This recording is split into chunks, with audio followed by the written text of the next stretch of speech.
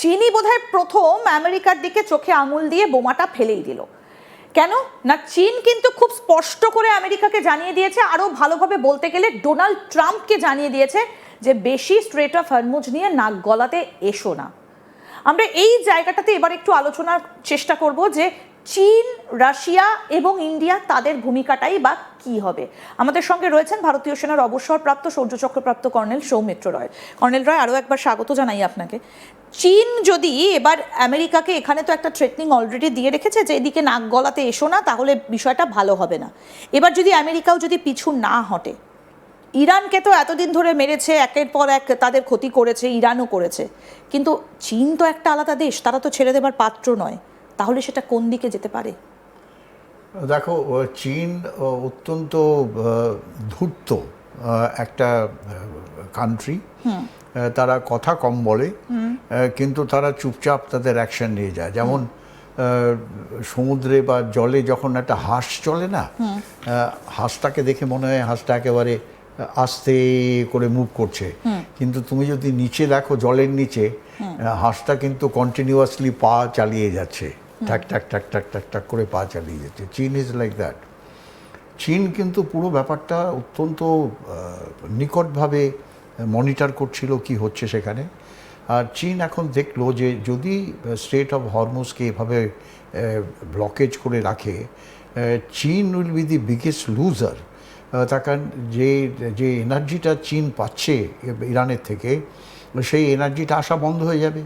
আর বিশ্বব্যাপী এমনিতেই আমরা বুঝতে পারছি যে একটা ইকোনমিক ডিবাকলের মধ্যে যাচ্ছে, দাম বেড়ে যাবে, গ্যাস, রান্নার গ্যাস পাবে না।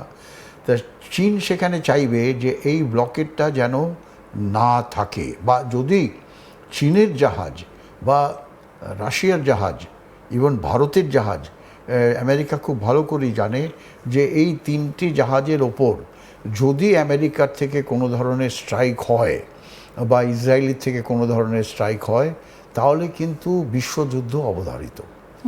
আর এখন আমরা দেখতে পাচ্ছি রাশিয়া ওপেন হয়ে গেছে। রাশিয়া ওপেন হয়ে পুতিন কিন্তু বলেছে অফ লেট দ্যাট আমি কিন্তু মধ্যস্থতা করতে রাজি আছি, কিন্তু আমার এখানে মধ্যস্থতা হবে আর আমার টার্মসে মধ্যস্থতা হবে, যেটা পাকিস্তান করতে পারলো না।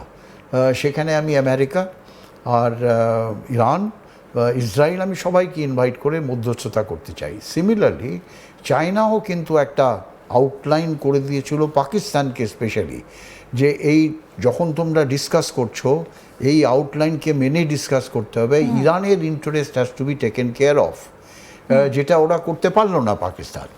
তা সেখানে যদি চীন যদি দেখে যে এই ব্লকেজটা এইভাবে চীনের ক্ষতি করছে, চীনও কিন্তু মনে হয় এর মধ্যে জড়িয়ে যাবে। অলমোস্ট চীনের সাবমেরিন ইত্যাদি সেখানে আছেই। সিমিলারলি রাশিয়ান সাবমেরিন, আমাদের কাছে খবর আছে যে রাশিয়ার nuclear power submarine with 2 nuclear missiles, যারা জলের তল থেকে ফায়ার করতে পারে, they are already moving toward the strait of Hormuz against the American this blockade. তা সেখানে একটা বিশ্বযুদ্ধের পরিস্থিতি এখানে আমি দেখতে পাচ্ছি, পিওরলি বিকজ অফ ডোনাল্ড ট্রাম্পের একটা অদ্ভুত একটা চিন্তা।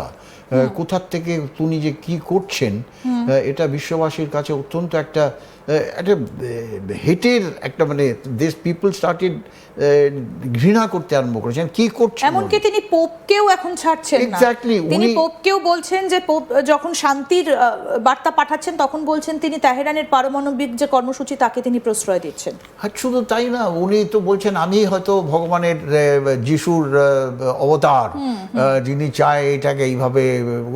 উনি আবার একটা ওই ধর্মযুদ্ধের মধ্যে নিয়ে যেতে চাইছে ডোনাল্ড ট্রাম্প।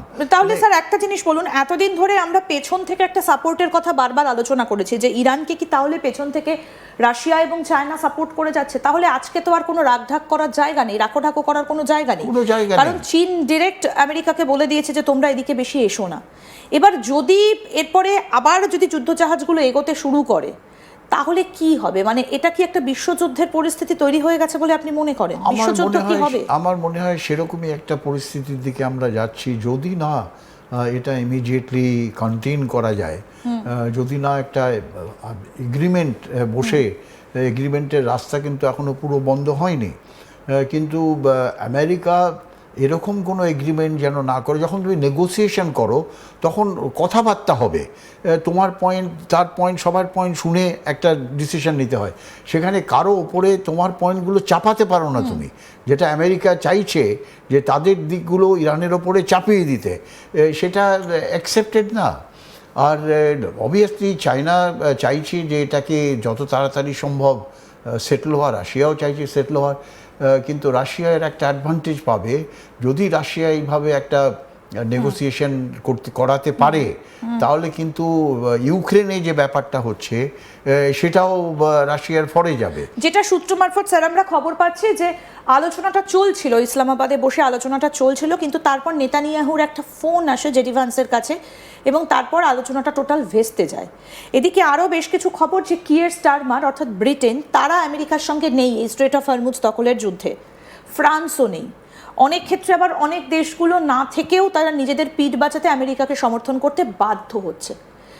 আমি ভারতের অবস্থানটা একটু জানতে চাইবো, ভারত কি করবে? চীন রাশিয়ার পক্ষ নিয়ে কি এবার আমেরিকার বিরুদ্ধে যাবে?